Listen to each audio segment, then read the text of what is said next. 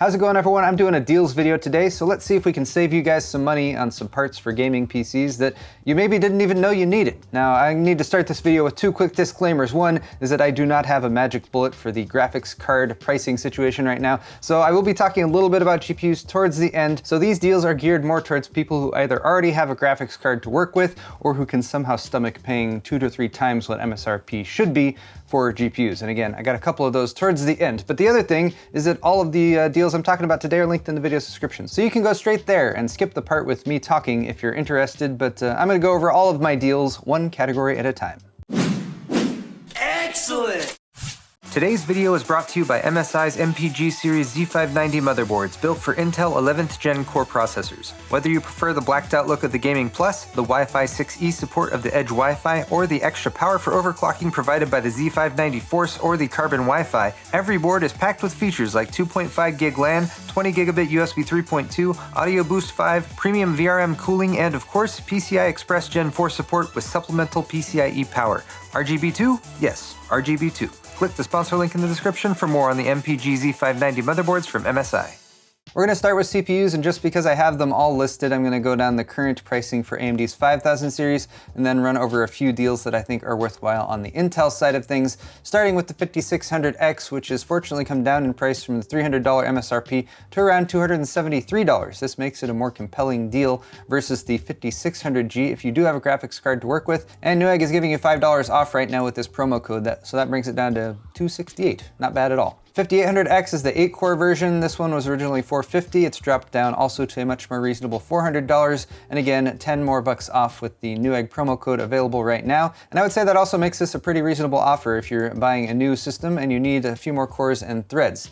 Now, the 5900X is the one that is actually a little bit harder to find. It should be 550 bucks, but it has gone up here and there. You can find it at retail right now for about 600, but it's less of a good deal at that price, especially if you can get by with 8 cores or 6 cores with the 5800X or 5600X. The 5950X, if you're looking for maximum cores and threads without diving into the high-end desktop platforms, is $750, and again, we got a promo code on Newegg for 20 bucks off of that. So that's, I think, probably the best price I've seen on the 5950X, and you know, we got the add to cart button there and everything as well, which is nice. So those are your main AMD 5000 series processors, and then of course we've just recently added the 5600G and 5700G. 5600G is my recommendation if you're going entry level and you're going to game on the iGPU for a little bit, but as mentioned, if you have a graphics card to work with, then definitely get the 5600X over this for about 15 bucks more. It's definitely a better deal. And I guess you're also getting a Warframe G series pack with purchased right now too, if that makes a difference to you. The 5700G will have slightly better integrated graphics performance, although it is about 100 bucks more than the 5600G. So this one's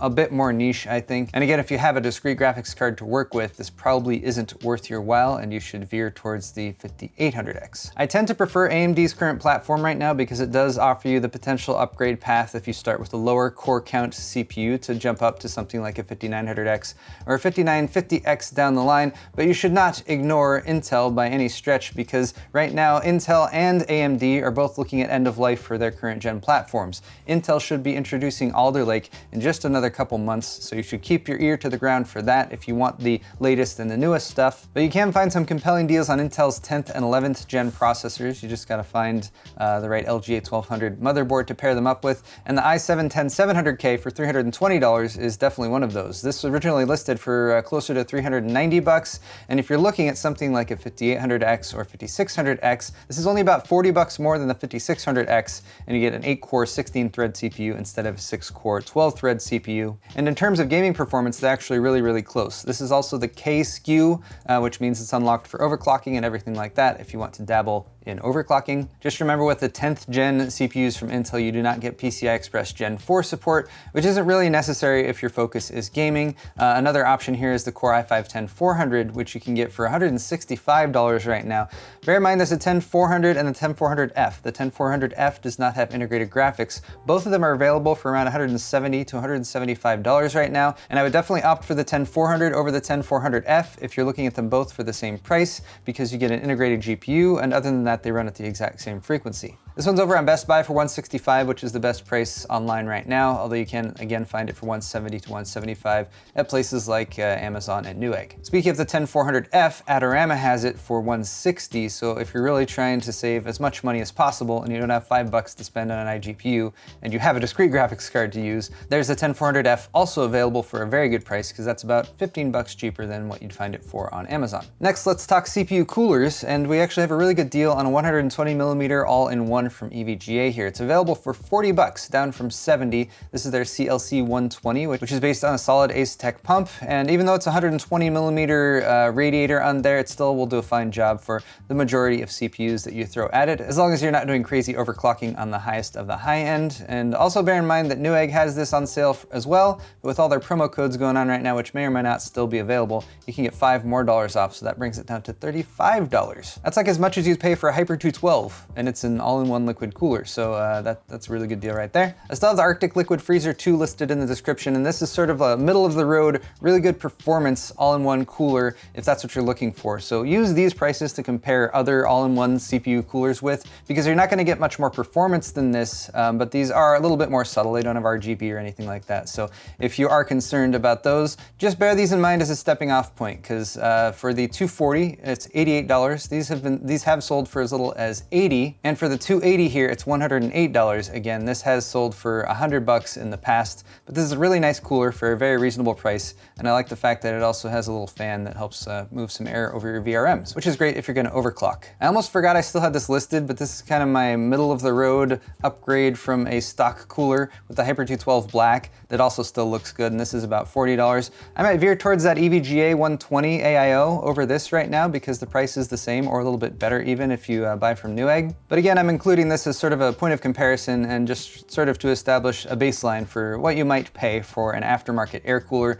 that performs well and also looks pretty good. And in my personal opinion right now, if you want to upgrade from a stock cooler and you don't want to spend a lot of money and you're not too concerned about aesthetics, although this doesn't look bad either, the Be Quiet Pure Rock Slim 2 uses a 92mm fan. It's only about $26 on Newegg right now. It's got copper heat pipes. It's a tower style cooler. I used this in some videos a couple months ago. It actually runs really quiet and it's a significant upgrade over stock coolers. So consider that if you're just looking to bump yourself up a little bit and you don't want to spend too much. Looking at some motherboards next, and because there's so many different motherboards and prices tend to fluctuate, I just tried to grab a couple from each category: AMD X570, B550, and then some Intels, the 500 and 400 series. And for the Intels, these are all LGA 1200 boards that will work with Intel 10th or 11th Gen core processors. Let's start off with my go-to X570 recommendation, which is the Asus TUF Gaming X570 Plus. Just shy of $200 for this one, but it represents to me, like I said, an upper mid-range X570 board. It's got most of the bells and whistles you'd need. I think the only thing it's really missing for me is a USB 3.2 Gen 2 front panel header connector. It would have been cool if Asus included that, but it's got a good look overall. It's got some RGB accents. It's got really solid power delivery for overclocking, integrated Wi-Fi, and it's not crazy expensive. This isn't a huge deal or anything right now, but it's just a board I would recommend, and also a good basis for comparison. So compare that to the MSI MPG X570 Gaming Edge Wi-Fi here, which is $160, and you can be like, oh. And then you can start to cross-compare the differences between the two and figure out if it's worth the extra 30 or 40 bucks to go with the Asus model. You do still have integrated Wi-Fi with this board and a very nice feature set overall. It's probably not going to be quite as good for overclocking versus the Asus board, but you also get the RGB accents and headers. And this one is on sale. The list price is $190. It usually sells for less than the list price since this is a little bit more of a mid-range board from MSI, but for $160, that's got everything you need for an X570 motherboard. If you're building on the AMD AM4 platform though, you can save a decent amount by going with B550, and you don't even have to give up very much, because most people aren't going to go for a two-way SLI or Crossfire configuration these days. So here's the B550 Gaming X from Gigabyte. They actually have a V2 of this board that's out, which is part of the reason I think the price on this has dipped down a little bit. The V2 is still selling for $150, but this one's available for $125. And you are going to miss out on some of the bells and whistles they have on the higher end boards, like actually on the board RGB, but you do have some headers. You do have an adequate power delivery setup that does have some cooling integrated over the top of that. The audio solution isn't going to be quite as nice here, and you're not going to have quite as much I/O on the back plate either. But again, that's why it's $30, $35 less than something like the MSI Gaming Edge Wi-Fi, and that's a solid entry-level option. We also have the B550M Pro VDH. Bear in mind, this is a micro ATX motherboard, so may or may not align with your needs depending on whether or not you're building in a micro ATX case. This one does have that USB 3.2 Gen 2 front panel header, and I always find it interesting which boards include this when there's some like higher end boards that cost $200 that don't, but I like plugging that in when it's available on the case. This board also has integrated Wi-Fi, which is nice, and it's only $110. MSI's like Tomahawk and Bazooka series B550 boards have really ramped up in price. They've gained some popularity, which I think is part of the reason why, but this one has most of the same features and power delivery setup as those boards, and it's still closer to $100 than $150. Let's look at some Intel boards. Here's the Asus TUF Gaming Z590 Plus. So this is for Intel with the LGA 1200 socket. And this is very similar to the TUF X570 board that I showed you guys, which is that it's a solid all-around board.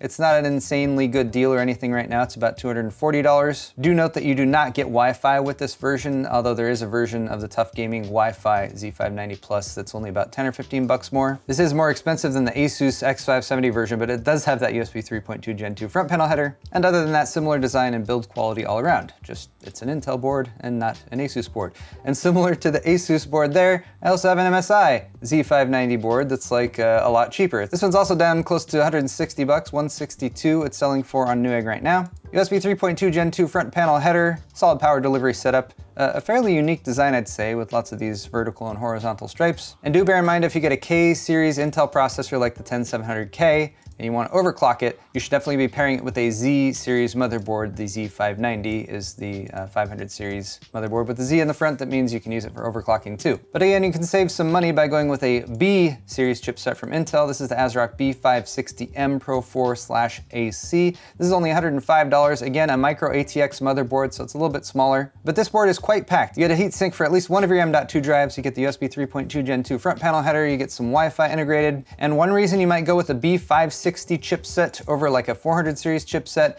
is the B560 chipset still lets you overclock your memory and plug in XMP values. That may or may not be worth it for you, but it is one of the considerations going with the 500 series, the B500 series over the B400 series, such as this MSI B460M, which you can find for $109. And it's a little bit of a tough choice between these two boards. I would probably lean towards the ASRock board for the 500 series support and the memory overclocking, but definitely take a look at both as well as the bonus features that I might not actually be talking about today in terms of I/O and expandability, and pick your poison. Those are my motherboards for today. Let's move on to memory. I actually have a decent set of memory kits to cover today, starting with the XPG Gamix D30. I'm starting off with 16 gig kits, that's 2 by 8 gig, and I'm going with at least DDR4 3200 speed, and we have some 3600 speed kits too. This one is $77, 3200 megahertz, CL16. Not much more to say about it beyond that. What do you think of the look? Maybe you like it, maybe you don't. Here's a kit that's a little bit more subtle, and this one is 3600 speed rather than 3200. A 16 gig kit for $75, and I like the design on these XPG kits because they're low profile. They're not going to conflict with air coolers or anything like that. They get the job done and they don't have to be all flashy. Similar deal with the Crucial Ballistics kit over here. This is DDR4 3600, cast latency 16, and this is available for 80 bucks, but bear in mind that this is available in 3 different colors, and if you want like the white version, for example, that's $75. So between $75 and $80, I think the red is like 77, okay? So good memory for AMD or Intel with those, and you get to choose your color. If you want to overclock your memory, consider getting memory that has Samsung B-Dies. They do cost a few bucks more, but if it's something you want to dive into, it will provide you a lot more flexibility and acceptability of overclock speeds that you might try to plug in. This is a G-Skill Trident Z series kit. It is the gray with the red accent, which may or may not match with the rest of your build. But like I said, we're mostly interested in the fact that these are Samsung B-Dies. Timings on these are 1718, 1838, and it's $100 for that kit. Finally, if you need more memory, then you might want a 32 gig kit, or if you're building a mini ITX system and you'll only have 2 memory slots, that might be a reason to go with more memory right off the bat. This is only $155, about 20 bucks off right now. And these are also dual rank, DDR4 3600, cast latency 16, a really solid kit there. And they have this Ripjaws 5 design, which has been around for a while, but it's black, it's low profile, it blends in nicely, and that's a really good price for that kit. Let's talk about storage next. We got a bunch of SSDs, starting with the Team Group MP33. These are always priced quite well, and the prices come down on this one to $95 for a 1 terabyte. That's less than 100 bucks for an NVMe PCIe Gen 3. And the read and write speeds on this drive are not the best, but they're a lot better than SATA speeds, 1800 megabytes per second reads and 1500 megabytes per second writes. Here's the same drive, the MP33, in a 512 gig capacity. If you're just starting out or just looking for an expansion drive or something, this has actually gone up in price a little bit. It was 50 bucks, but now it's 54. But still a solid deal for that price, and only slightly less read and write speed than than you get with the 1TB version. Here's another 1TB M.2 2280 NVMe SSD for $95. This one comes from Mushkin, their Helix series. And this one has a little bit better read and write speeds, about 1700 megabytes per second sequential writes, a little over 2 gigabits per second sequential reads. So I think between that one and the Team MP33, I would go with this one. So that's my recommendation there. Look, it's $1 off according to Newegg. If you want the storage but don't necessarily need all that throughput, for 80 bucks you can get a Team T-Force Vulcan 1TB SLC cache. This is just a SATA SSD, so it's gonna have SATA read and write speeds, but it's 80 bucks, which is about 10-15 bucks cheaper than you have to pay for an M.2 NVMe SSD. And the nice thing about SATA drives is you don't also have to have an M.2 slot open on your motherboard, which fill up fairly quickly if you actually start populating them. Here is another SATA SSD, a 1TB one for just a few bucks less even, well, I guess $2 less at $78. This is the Team Group GX2. So just another option there for you guys if you're looking for some additional SATA SSD storage. And then finally we have a 2TB drive, which is always really nice to have. 2TB SSDs are glorious and wonderful. This one's only $171.14. What a very specific price, WD. This is actually getting pretty close to some Black Friday pricing that I've seen in the past couple years. About $160 is what I've bought a few 2TB SATA SSDs for. So that's a pretty solid deal. And then one more from WD. This is the WD Elements. This is actually an external mechanical spinning hard drives, but it's 14 terabytes for $280 and actually $40 more off if you use this promo code right here. So that brings it to 240 bucks for a 14 terabyte mechanical hard drive. And whether you want to use it externally like this or pull it out of the chassis and install it internally somewhere, you can do either one. That's a really good price per gigabyte for a mechanical drive though. Let's move on to some case deals. The Cooler Master NR200 has been really popular as an ITX case that has good features like good airflow and it can support a decent amount of hardware. List price for this one is 100 bucks. It's currently on sale for 70 bucks. And then there's also this rebate form you can click on right there for another $10. It's a mail-in rebate. You may or may not count that as an actual deal, depending on whether or not you actually want to mail in the mail-in rebate. But $60 for the NR200 is a really, really solid deal. Next is the NZXT H510, which I feel like I just throw in every time I do a deals video because it's kind of it's my middle of the road standard for an ATX case. It ships with 2 fans pre-installed. It doesn't have the best airflow, but it's perfectly adequate, and it's usually 70 bucks. The price went up $5, so don't buy it anymore. I'm just kidding. It's a solid middle of the road case and it's a good comparison for other cases you might be looking at. Here's a P400A, another case I'm fond of throwing in here just as a good case that I've recommended many times. This one costs a little bit more at $90, but it ships with 3 RGB fans that are pre-installed and pre-wired up, which is convenient. This is the case I just recently switched Chad over to. I did the white version for Chad though. It's a good case, P400A, lots of airflow. And if you're looking to just get started or you were looking at those micro ATX motherboards I was showing you, 55 bucks for the Thermaltake Versa H18, another case that I've built in, that I've recommended many times. Ships with 1 fan pre-installed. It has a tempered glass side panel, and it's not a crazy good case with lots of bells and whistles, but it's $55 and it's solid. We just have a few more things to go over. Here's a power supply. I wanted to at least include one. This is a higher end power supply that would usually cost you $150 to $180. The Thermaltake Tough Power PF1 850 watt. It's 80 plus platinum rated, so this is a solid, good power supply, and it's $110 again if you count a $40 mail-in rebate card. So you have to be on the ball about doing that. But if you are, you're gonna get a really good power supply that can handle pretty much just about anything you wanna throw at it in terms of graphics cards right now. Here's a few other random deals that popped up. If you need a new system and you want to just buy a pre-built because you can't find a graphics card elsewhere, Walmart has the HP Pavilion TG01 2003W for $630. And while the product details are kind of small and difficult to read down here, this ships with a 5600G 6-core processor, that's pretty solid, 256 gig hard drive capacity, and I can't confirm, but I really hope that's an SSD. They don't really make 256 gig hard drives anymore, I feel like. And it's got a discrete graphics card, a 1650 Super, which may or may not be worth the $630 total price of the system from the get-go. And because it's a pre-built, you get like a little mouse and keyboard with it as well. So solid entry-level kind of starter gaming system there. Here's a quote-unquote mechanical gaming keyboard and mouse combo for just shy of $26, and I actually linked this in one of my previous deals video, and the price has gone down even more. It was 30 bucks before, now it's $25.49. It's probably not that great, but if you need a keyboard and mouse combo and you want RGB and something in the range of mechanical switches, oh look, you can even save an extra 10% off with this coupon, and it's even available in white for like $1 more. But hey, I mean, it's a $25 investment, so low risk there. Finally, I wanted to talk about graphics graphics cards just really quickly. And to do this, I'm just using PC Part Picker, going to graphics cards. And I want to look at the entry level, quote unquote, entry level for the current gen graphics cards that are on the market. So that's the 3060, the RTX 3060 from NVIDIA. MSRP of the 3060 is supposed to be $330, maybe a few bucks more than that for some of the aftermarket variants. But I checked these and the only one that's actually in stock is this one right here. It's still the same from the last time I did this. It's $800 rather than $330 to $400, but you can actually add it to the cart and buy it. Likewise, on the AMD side, you have the RX 6600 XT, the sort of entry-level card for the 6000 series. That one should MSRP for $380, and the cheapest one is the Sapphire Nitro Plus, which is $690. Also quite expensive, but do note that this is $100 cheaper than this RTX 3060, so if you are forcing yourself to buy at retail and bite the bullet or whatever, I would definitely say the 6600 XT is the better deal here because it's cheaper and it outperforms the RTX 3060. So there you have it, guys, my rundown of the deals that are available right now in mid-September 2021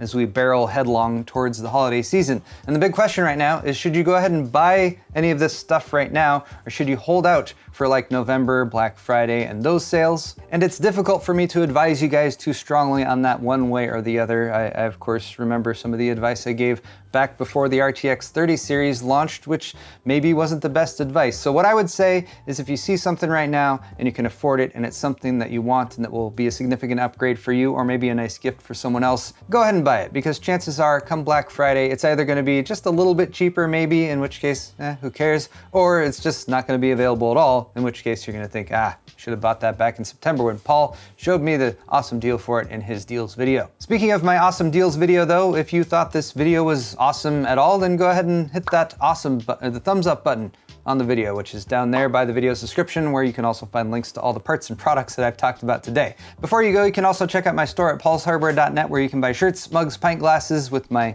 thumbscrew logo emblazoned upon them, such as my new shirts in different colors with the thumbscrew right there. They're really soft. Thanks again so much for watching this video, you guys, and we'll see you in the next one.